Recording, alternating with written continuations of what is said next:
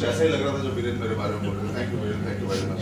और क्या होता है कि we of course PDG Dr. Bharat Pandya knows it and Chetan is here and Rajan bhai, those who go to different clubs in district and when they are introduced it's different thing because you are with the people whom you don't know and the people do not know you, but here it's घर का ही है, घर की मुर्गी दाल बराबर है। मैं बोलने वाला था वीरेंद्र को कि जितना कम हो सके कम करना, मगर चूंकि वो पहली बार मंच पर आए थे रोकना अच्छा नहीं लगता है, but thank you very much Virendra, thank you, good to be here friends. और घर वापसी जैसा नया नारा निकला है वैसे लग रहा है कि घर वापसी दो तरीके से, पहला मैं हिंदी में बोलूँ ना, आदेश प्रेसिडेंट हिंदी में बात कर रही है, घर वापसी दो कारणों से, एक तो ये कि बोली में कई दिनों के बाद बोलने का मौका मिल रहा है, मिलता ही रहता है वैसे, और मगर मंच से कुछ समय निर्धारित करके मिल रहा है वो, और दूसरा मंडपेश्वर सिविक फेडरेशन क्लब में हम लोग वापस आ गए हैं। बड़ा हॉल है, सुंदर हॉल है, सेंट्रली लोकेटेड, ऐसा नहीं कि पिछले साल जो हॉल थे अच्छे नहीं थे, बहुत अच्छे थे वो भी, मगर चूंकि वापस यहाँ कई बार मीटिंग थी तो ऐसा लगता है घर वापसी, इसलिए लगता है घर वापसी। सही बात। मुझे बोला गया है कि मैं रोटरी के बारे में कहूँ और एक विषय दिया गया, रोटरी क्या पाया क्या खोया। मैं कहता हूँ उसको रोटरी में क्या खोया क्या पाया, तो शुरू करते हैं। कुछ बहुत ज्यादा बड़ी बात नहीं है, ये मेरी अपनी रोटरी से मेरे व्यक्तिगत जो संबंध है और जो शुरुआत है उसके बारे में थोड़ी चर्चा है। कई लोगों ने सुनी हुई गाथा और मैं कई बार कह चुका हूँ, सुनाई दे रहा है आपको Narendra, can you hear me Narendra? But you can understand also my Hindi. That's important. Sorry. Loudly. Louder. Okay, louder. मैं जोर से नहीं बोल सकता हूँ, अगर माइक जोर करेगा तो अच्छा है। ये माइक लगा दो ना। मुझे माफ करें, ये रिपीटेशन है, निश्चित रूप से बड़ा अच्छा नहीं लगता और मैं कोई ऐसा व्यक्ति नहीं हूँ, जैसा कि बताया ना बॉलीवुड के लक्ष्मीकांत जी ने बताया, और सुनील छोड़ा, I knew that if voice is coming, Sunil should be there. So ऐसा भी व्यक्ति नहीं जिसे देखना अच्छा लगे। मैं मुंबई में पैदा हुआ, पला पड़ा और बड़ा हुआ, ये आप सुन चुके हैं इसके बारे में। मुंबई से बाहर जाता हूँ, I miss Mumbai. Mumbai is my, जो कह सकते हैं जन्मभूमि है, कर्मभूमि है, और यहाँ अगर आया हूँ, जिस लोग से भी आया हूँ, तो उम्मीद है किसी लोग से जाऊंगा भी तो इसी शहर से जाऊंगा। तो जब मुंबई से बाहर जाता हूँ तो बड़ा अजीब लगता है। मुंबई की भाषा, मुंबई की लैंग्वेज, मुंबई का पसीना, मुंबई की भीड़ भरी ट्रेनें, भीड़ वाला इलाका, वो खोमचे पे बिकते वड़ा पाव, सेव पूरी, bhelpuri, sandwich, I miss it Mumbai. I lived almost 8 or 10 years away from Mumbai, but every day I miss Mumbai. That's Mumbai. Of course, those who are born in Mumbai, those who are Mumbaikar, those who were born in some other place, but they made their karma in Mumbai, I'm sure they will agree with me what a charismatic city Mumbai is. Mumbai में रहा, जब school के बाहर पढ़ने गया, वापस लौटा तो मैं फरीदाबाद जाकर इंदौर में आया, और इंदौर में आया तो वहाँ मैं, इंदौर में एक प्रसिद्ध अखबार है नई दुनिया, मध्य भारत का बहुत प्रसिद्ध अखबार है, जो लोग मध्य भारत के बारे में जानते हैं उनको पता होगा, और उनकी एक प्रिंटिंग है commercial. I am a printer, I am a printing technology, so I am not in a main stream media journalist. I started my career but actually I am not, so many people they get confused with it, but I am not a media person, I am a practical person. तो नई दुनिया printing में जब काम करता था, वहाँ पे एक सज्जन आया करते थे, उनका नाम था श्री कृष्ण भैया, भैया उनका सरनेम था, और बहुत प्रसिद्ध, बहुत समृद्ध परिवार था मध्य भारत का। उनकी स्टेशनरी का व्यवसाय है, वो कुछ प्रिंट कराने नई दुनिया प्रिंटिंग में आते थे, हमें मिलते रहते थे, और मैं मिलता था, मुझे पढ़ने लिखने का शौक था। आते थे, मुझे पूछते थे प्रफुल्ल तुम शाम को क्या करते हो? मैंने कहा शाम को मेरे पास नई नई बाइक खड़ी थी, नया जोश था, और विवाह नहीं हुआ था तो बहुत समय मिल रहा था साथ में, पूरी शाम को तो मैं घूमता रहता था बाइक पे। मैंने कहा घूमता हूँ, अखबार खरीदता हूँ, पुस्तकें खरीदता हूँ, कभी कभी कॉफी शॉप में बैठता हूँ, बड़ा अच्छा लगता है। उन्होंने कहा यार प्रफुल्ल जेसीस ज्वाइन कर लो, मैं कल आता हूँ, लेट्स गो टू जेसीस। मैंने कहा ठीक है भाई, आप जो बोल रहे हैं बहुत अच्छा, अच्छे खाते पीते घर के थे, बड़े समझदार बुद्धिमान व्यक्ति, अच्छा लगता था उनसे मिलना। तो मैंने सोचा कि श्री कृष्ण भैया जो बोलेंगे अच्छा ही बोलेंगे, जैसे राजन भाई बोलते हैं हमेशा अच्छा ही बोलते हैं मेरे बारे में, मेरे लिए विजय बात करें, बाकी सब लोग, आप लोग हैं जितने लोग हैं सब अच्छा ही बोलते हैं।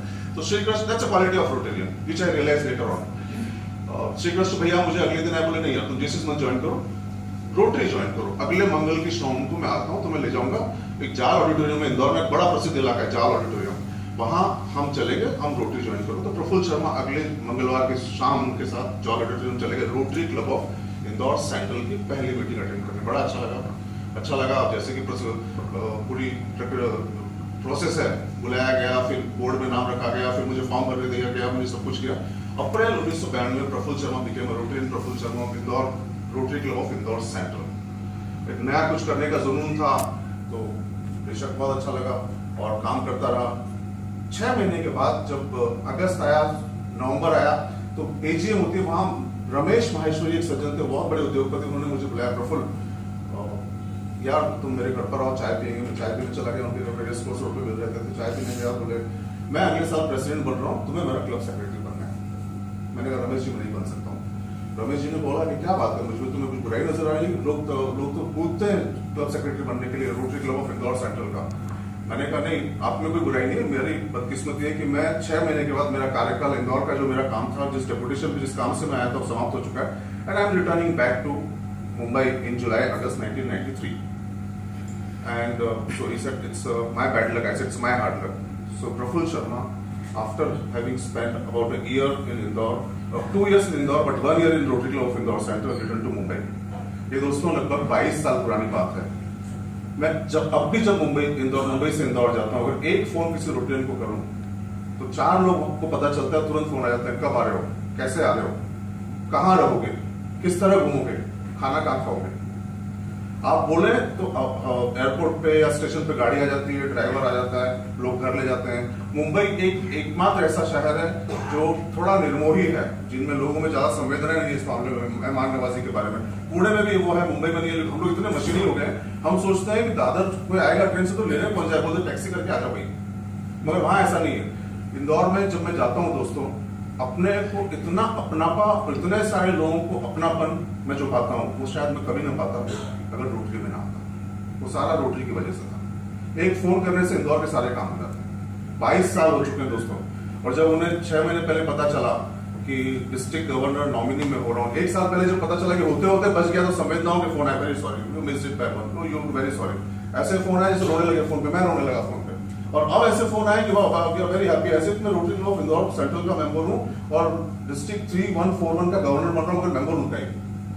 वो अपनापन शायद मैं कभी ना पाता अगर रोटरी में ना था। जब मैं रोटरी में था, वहां पे उनकी एक नियम था कि उस क्लब का कि जिसका जन्मदिन हो उस दिन सुबह सारे रोटरियंस मिलने आते हैं, ब्रेकफास्ट करने आते हैं। जब 30 मई हुआ, 29 मई को मुझे फोन आया, उस टाइम पे राकेश जैन बड़े इंडस्ट्रियलिस्ट है, उनका बेटा था राकेश जैन, प्रेसिडेंट, उनका Praful what are you doing tomorrow. मैंने कहा कुछ नहीं, सुबह हम 8 बजे नाश्ता करने आ रहे हैं तुम्हारे घर पे। मैं सब पका गया, बैचलर जब अकेला रहता था, मैं सोचा कि मैं मेरे घर पे इतने लोग आएंगे, और उस क्लब में नामी गिरामी लोग थे दोस्तों, डीन, जज, senior lawyers, doctors, vice chancellor of university, they all were the member of that club. वो मैंने सोचा 8 लोग मेरे घर पे आएंगे, कैसा रहूंगा मैं।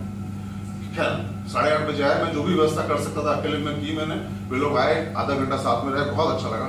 और जब वो गए तब मुझे ऐसा लगा कि रोटरी में कोई ऊंचा नीचा नहीं है, कोई बड़ा छोटा नहीं है। वो एकता और समरसता का भाव मैं शायद न पाता अगर रोटरी में ना आता। मुंबई आया, मुंबई घाटकोपर का मेंबर बना, 1.5 साल वहां रहा। उसके उस वक्त पे प्रेसिडेंट थे योगेश झवेरी, उसके अगले साल प्रेसिडेंट बने डॉक्टर अशोक डबीर, कई लोग जानते होंगे, यहाँ बैठे होंगे सिंगर रोटरी से।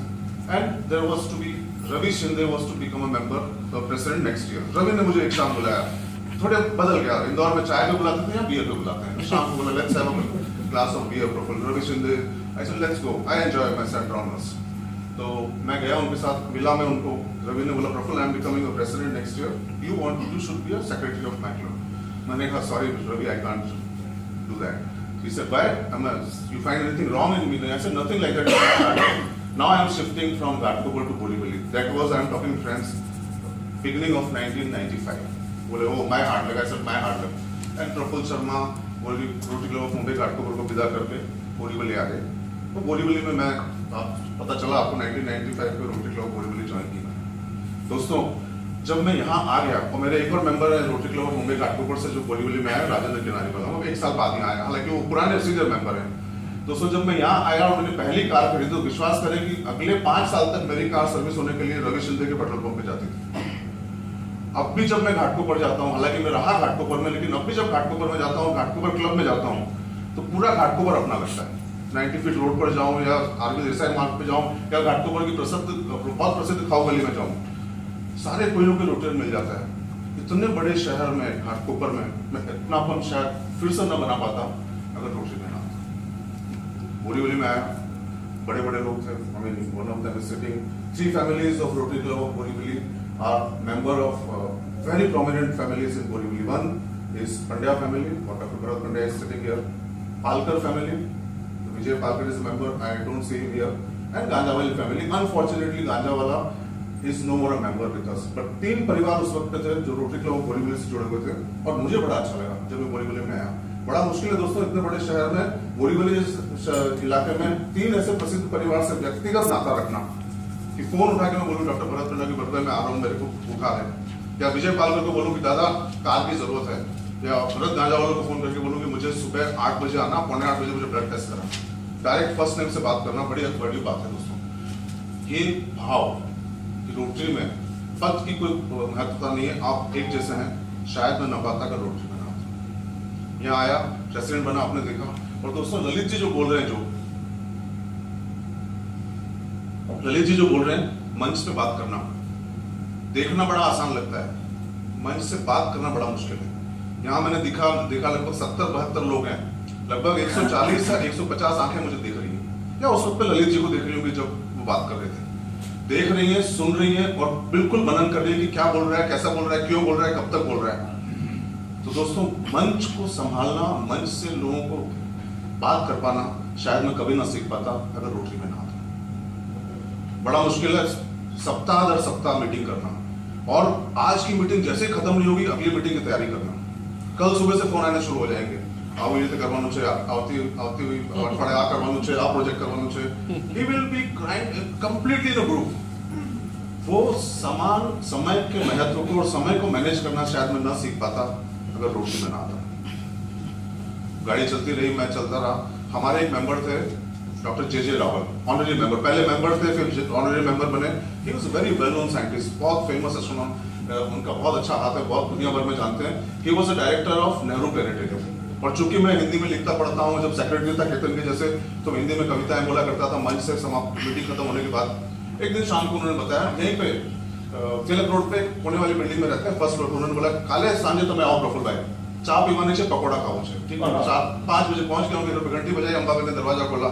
जैसा कि होता है गुजराती पर, तमे कौन? मैंने कहा प्रफुल शर्मा रोटरी थी। तो अंबाबेन ने वहीं से आवाज आ गई, कोई प्रफुल આવ્યો છે।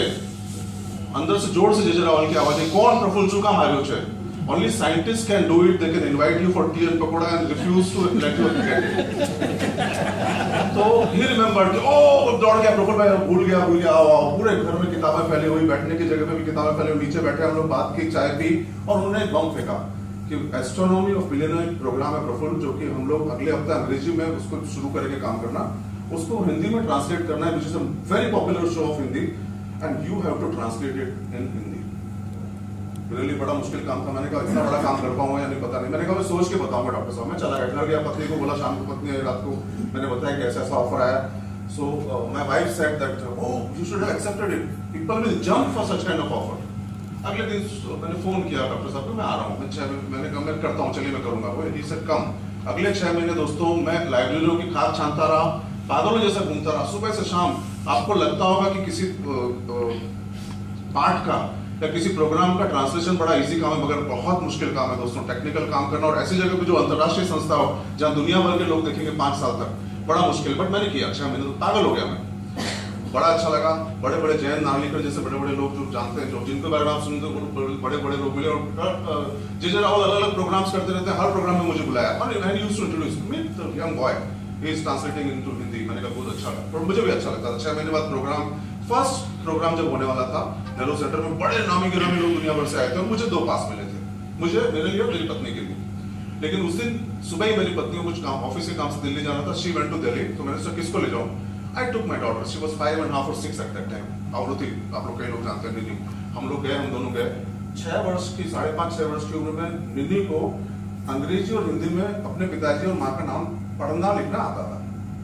कार्यक्रम हुआ, मुझे मिला है, सबसे मिला है, this man translated script in Hindi, सब कुछ हुआ, मैंने देखा, सब कुछ किया। आखिरी में आया हिंदी ट्रांसलेशन, हिंदी रूपांतर प्रफुल शर्मा।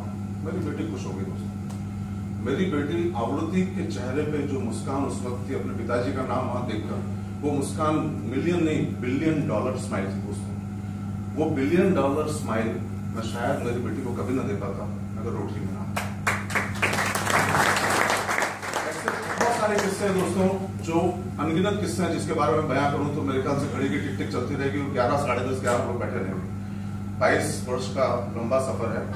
मगर कुछ बातें जरूर है। मैं रोटरी में आया उसके पहले मैं नहीं जानता था कि मेरे घर में जो पुराने कपड़े हैं, जो बच्चों के खिलौने में किसको दूं।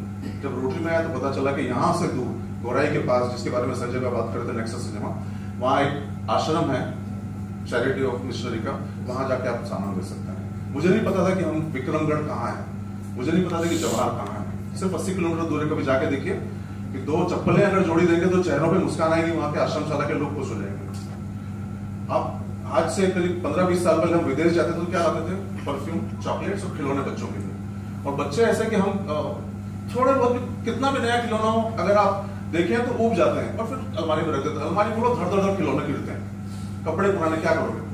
मुझे वो मंच मिला कि मैं इनको कहीं दे सकूं। वो मंच शायद मैं कभी ना पाता। सेवा का मंच, देने का मंच, अगर मैं रोटरी में ना आता। मुझे पता ही नहीं था, रोटरी में आने के पहले मैं कुएं में इस तरह था, इस तरह का मंडप था जिससे केवल हरियाली, काई और ऊपर केवल एक नीला आकाश नजर आता था। जब मैं बाहर आया, रोटरी में आया, तो जब ऐसा लगा कि मैं बाहर आया तो मुझे पता चला कि झरने हैं, नदियां हैं, दुख है, सुख है, रेलगाड़ी है, हवाई जहाज है, स्कूल है, कॉलेज है। ये शायद मैं न जान पाता अगर रोटरी में ना आता। और मैं इसके लिए क्या करता हूँ दोस्तों, क्या खोता हूँ?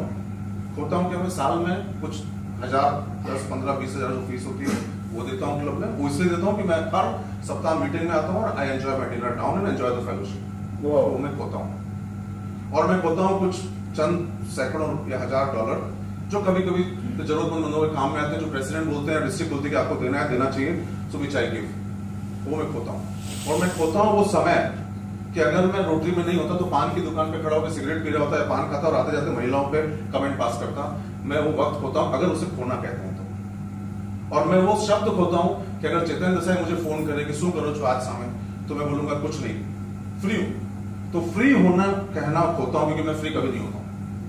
अगर मैं काम नहीं कर रहा हूं, पढ़ नहीं रहा हूं, लिख नहीं रहा हूं, सोता नहीं हूं, टीवी नहीं देख रहा हूं, बिटिया के साथ मजाक नहीं कर रहा हूं, पत्नी के साथ झगड़ा नहीं कर रहा हूं, तो फिर मैं रोटरी का कोई काम कर रहा हूं। तो मैं वो शब्द खोता हूं कि मैं फ्री हूं, मेरे पास बहुत सारा समय है, अगर उसे खोना कहते हैं तो दोस्तों ये मेरी व्यक्तिगत विवेचना थी। रोटरी में मैंने क्या पाया और क्या खोया।